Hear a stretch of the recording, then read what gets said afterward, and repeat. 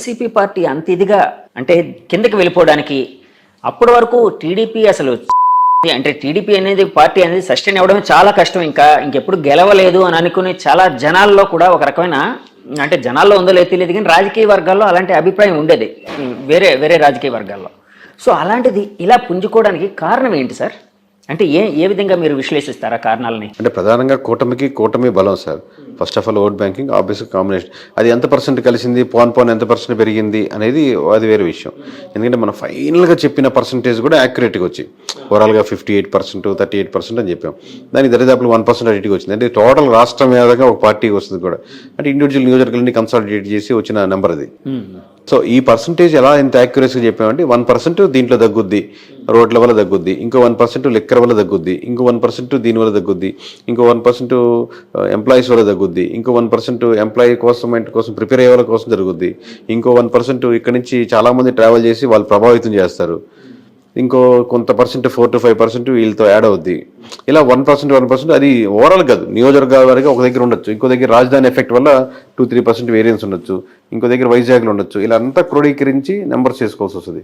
అదే డేటా సైన్స్లో అదొక అద్భుతం సార్. ఇక్కడి నుంచి అంతమంది జనాలు సంక్రాంతి పండుగకి యాక్చువల్గా హైదరాబాద్ చూడగానే సంక్రాంతికి బీభత్సంగా వెళ్తూ ఉంటారు ఇక్కడ ఉండే ఆంధ్ర వాళ్ళందరూ వాళ్ళ ప్రాంతాలకి. మళ్ళీ ఈ ఎలక్షన్ మే 13ని అలాంటి సంక్రాంతి కనిపించింది అంటే అంత ఆ విధంగా మైగ్రేట్ అయ్యారు జనాలు. సో అది ఒక ఇన్ఫ్లుయెన్స్ చేసింది అంటే ఈ స్టాటిస్టిక్స్ని వాటిని నెంబర్స్ని ఇన్ఫ్లుయెన్స్ చేయడానికి అది కూడా కారణం అని అనుకోవచ్చా సార్? వన్ ఆఫ్ ది అంటే ఒక ఆ బేస్ చేసుకొని ప్రతిసారి ఓటింగ్ పర్సంటేజ్ పెరిగితే ఎప్పుడు అపోజిషన్ పార్టీ గెలుస్తుందనో, ఓటింగ్ పర్సెంట్ పెరిగితే ఎప్పుడు సిట్టింగ్ పార్టీ గెలుస్తుందో అలా ఆ సీక్వెన్స్లో మనం చెప్పలేం. కానీ ఇక్కడ పెరిగినటువంటి ఓటింగ్ పర్సంటేజ్ మటుకు ఆబ్వియస్గా అపోజిషన్ పార్టీకి అడ్వాంటేజ్ అయింది. ప్లస్ అక్కడికి వెళ్ళి వాళ్ళు ఒక అవ్వాతాత వైఎస్ఆర్సీపీకి వేయాలనుకున్నా కానీ వీళ్ళు వెళ్ళి వాళ్ళని ఇన్ఫ్లుయెన్స్ చేసిన సందర్భాలు కూడా ఇంకో యాడెడ్ పర్సంటేజ్. సార్ ఇందాక కూటమి కలవడం ఒక ఓటింగ్ బలం దానివల్ల ప్లస్ అయిందని అన్నారు కదండి సార్. ఒకవేళ కూటమి అంటే టీడీపీ పార్టీ ఇండివిజువల్గా, జనసేన ఇండివిజువల్గా, బీజేపీ ఇండివిజువల్గా పోటీ చేసి ఉంటే యాక్చువల్ వైసీపీ గెలిచేది అది అందరూ అంటున్నమాట. అవునా అంటే సార్? Depends sir. అది అప్పుడు అంటే చాలా ఫ్యాక్టర్స్, ఇది హైపోథెటికల్ క్వశ్చన్ కాబట్టి అది ఫర్ సపోజ్ టీడీపీ ఇండివిజువల్గానే ఈసారి మనం ఎవరితో కలవము, మనం ఇండివిజువల్గా వెళ్దాం, ఈసారి ఎందుకు కొట్టడం చేస్తాం, రాష్ట్రం అన్యాయం అయిపోతుంది, ఏదో వాళ్ళు చెప్పాలనుకుని చెప్తారు కదా, అలాంటి ఫేజ్లో వెళ్ళి. అలాగే జనసేన కూడా 175 నియోజకవర్గాలు మనం ఇండివిజువల్గా పోటీ చేద్దాం, ఇది ఈ క్యాండిడేట్లు నేను ముందుగానే ప్రకటిస్తున్నాను, పలానా రాము గారు ఇక్కడి నుంచి కంటెస్ట్ చేస్తారు, పలానా రవి గారు ఇక్కడి నుంచి కంటెస్ట్ చేస్తారు, లేదా పలానా 50-60 నియోజకవర్గాలే కన్సాలిడేట్ చేద్దాం, మనం మొత్తం వద్దు 50కి 50 కొడదాం అన్న ప్లాన్తో వెళ్తే వేరే రకంగా ఉంటుంది. లేదు 175 పోటీ చేస్తే ఒక రకంగా ఉంటుంది. లేదు లాస్ట్లో పొత్తుల దాకా వచ్చి పొత్తులు సరిగ్గా కుదరలేదు, నువ్వు ఇచ్చేది నేను ఇచ్చేది మాట అనుకుని విడిపోయారు, అప్పుడు వేరే రకంగా ఉంటుంది. ఇలా నెంబర్ ఆఫ్ ఫ్యాక్టర్స్ బట్టి చెప్పలేం. బట్ పొత్తు లేకపోతే మటుకు చాలా నియోజకవర్గాల్లో టఫ్ ఫైట్ ఇచ్చినది. ఏ సినారియో ఏంటి అనేది ఒక్కొక్క దాంట్లో ఒక్కొక్క అడ్వాంటేజ్ ఉంటుంది. సార్ యాక్చువల్గా పవన్ కళ్యాణ్ గారు అంటే చంద్రబాబు గారు జైలు ఉదంతం జరిగిన తర్వాత పవన్ గారు వెళ్ళి యునానిమస్గా వాళ్ళకి అక్కడ ఒక సపోర్ట్ ఇవ్వడం అనేది ఈ రాజకీయ చిత్రాన్ని మార్చడానికి మెయిన్ కారణం అని భావించచ్చా సార్? ఒక షెఫాలజిస్ట్గా భావిస్తారా? అంటే దాని ముందు జరగాల్సిన నష్టాలు జరుగున్నాయండి. ఇప్పుడు 1% అని ఇంతకుముందు యాడ్ అయ్యింది. రోడ్లు ఆ రోజుతో బాగుపడలాగా, లేకపోతే ఆ రోజు నుంచి రోడ్లు బాగా లేకుండా లేవు కదా, రోడ్లు తీసుకుంది. లేదా ఎంప్లాయీస్ శాతం ఆల్రెడీ పవన్ కళ్యాణ్ కలిసినా కలవకపోయినా ఎంప్లాయీస్ అనేవాళ్ళు నెగిటివిటీ ఉన్నారు. ఇలా ఆల్రెడీ రెడీగా ఉంది. ఆ రెడీగా ఉన్నది కూటమిలో ఎవరికి వెళ్ళాలి, బీజేపీకి వెళ్ళాలా, టీడీపీకి వెళ్ళాలా, జనసేనకి వెళ్ళాలని ఆ తర్వాత మారింది. లేదు ముగ్గురు కూటమే కాబట్టి ఒక పార్టీకి వెళ్తున్నాయి. అసలు ఎవరి కేకే గారు ఎప్పటి నుంచి ఈ రంగంలోకి వచ్చారు? ఇలానే మీ పర్సనల్ లైఫ్ కోసం, మీ ప్రొఫెషనల్ లైఫ్ కోసం తెలుసుకోవాలని చాలా మందికి ఒక ఉత్సుకత అనేది అయితే ఉందండి ప్రపంచవ్యాప్తంగా. సో ఎక్కడ సార్ మీది, ఎక్కడ ప్రాంతం, ఏంటి, ఎప్పటి నుంచి ఈ ఫీల్డ్లోకి వచ్చారు? మా సొంతూరు నెల్లూరు అండి. ఈ సర్వీస్ రాకముందు నేను 8 సంవత్సరాల వరకు సాఫ్ట్వేర్ ఇంజనీర్గా పనిచేశాను. సో దీంట్లో ప్రధానంగా రావడానికి ఒక కారణం ఏంటంటే ఏదైనా పాజిటివ్ పనులు వీళ్ళతో చేపించేదానికి ఆస్కారం ఉంటుంది ఎమ్మెల్యేలతో. ప్లస్ ఓట్ బ్యాంకింగ్ కూడా కన్వర్ట్ అవుద్ది కదా. ప్లస్ ప్రజల పల్స్ నిజంగా ఏం కోరుకుంటున్నారు, నిజంగానే అందరు డబ్బులకే ఓట్లేస్తారా, అట్లాంటి రకరకాల డౌట్స్ ఇన్ని కరెక్ట్గా మనం నిజాయితీగా చెప్తే యూజ్ అవుద్ది. ఒకటి నా స్వార్థం ఏంటంటే వాళ్ళ చేత మంచి పనులు చేయించవచ్చని, ఒకటి ఏంటంటే మంచి పనులు చేస్తే ఓట్ బ్యాంకింగ్ కూడా మారుద్దని.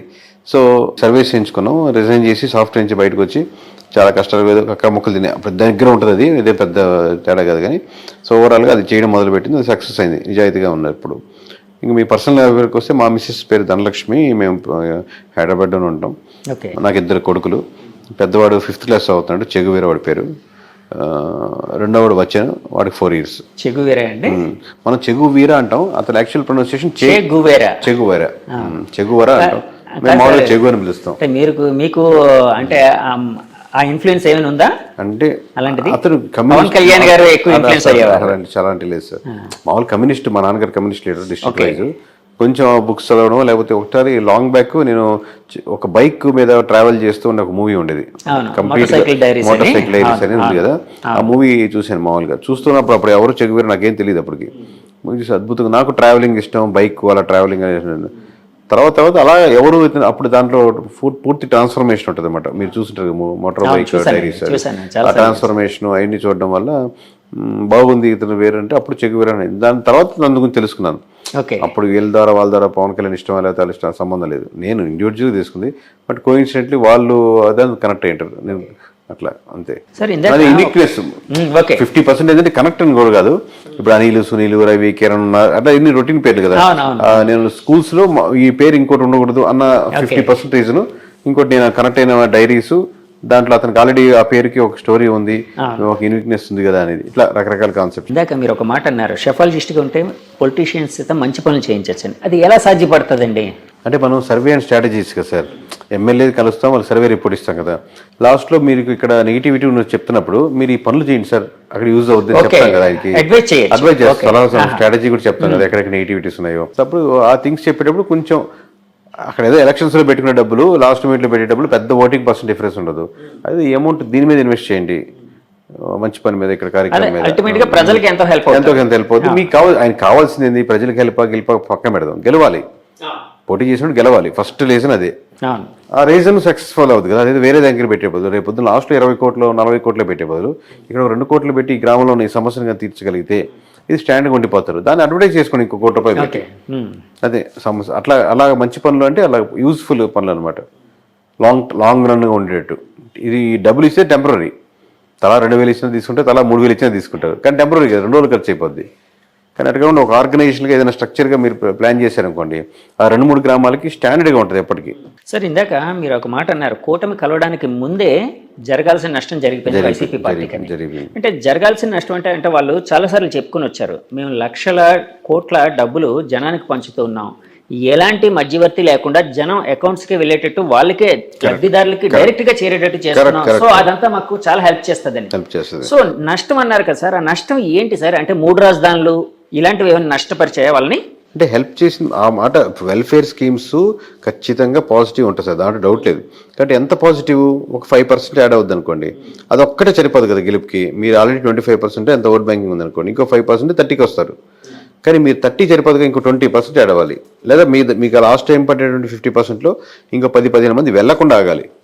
అప్పుడు కానీ మీరు 30కి రారు. ఇప్పుడు మీరు వెళ్లకుండా ఆగాలంటే రోడ్లు బాగుండాలి.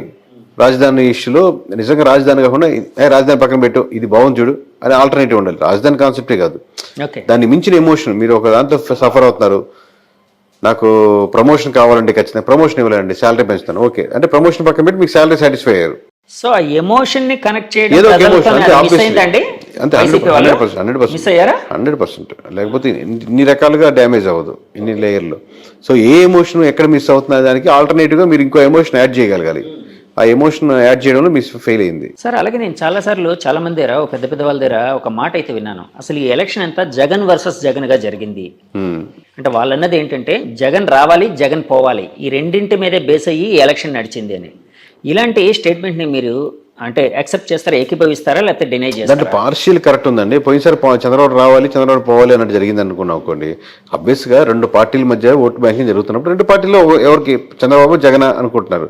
వీళ్ళు చెప్పేటప్పుడు జగన అని వీళ్ళు దాన్ని ప్రమోట్ చేస్తున్నారు. బట్ యాక్చువల్లీ ఏంటంటే ఏ నియోజకవర్గంలో ఆ నియోజకవర్గంలో ఓటేస్తారు. ఇప్పుడు మొత్తం రాష్ట్ర వ్యాప్తంగా నా ఓటు రిప్రజెంట్ చేస్తున్నాను అని కాదు కదా.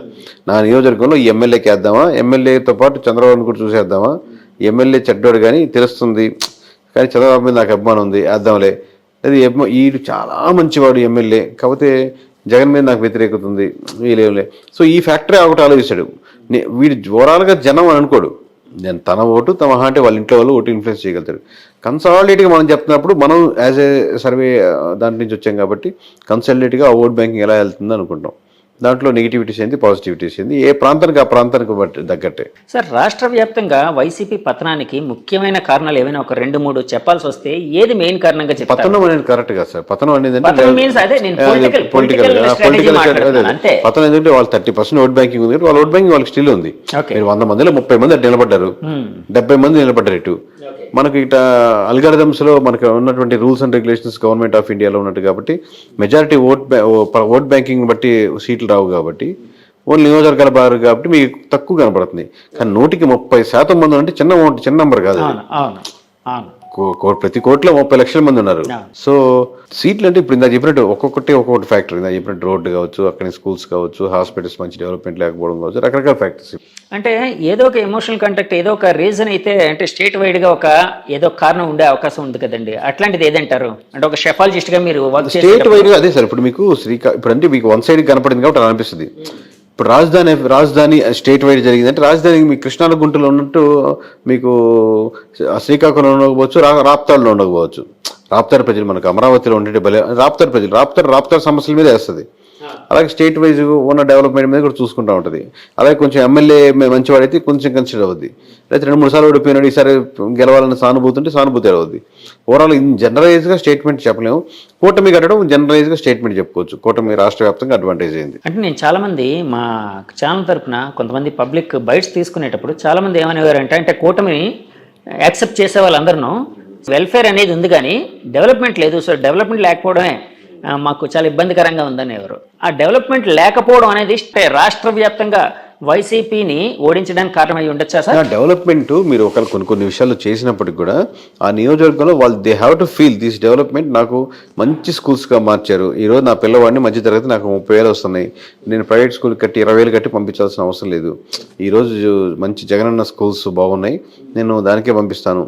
అందరూ అలా ఊర్లో ఎక్కువ మంది వెళ్తున్నారు అనుకోండి, ఆబ్వియస్గా మీరు వాళ్ళకి అడ్వర్టైజ్ చేసుకోనక్కర్లే అట్లాగా.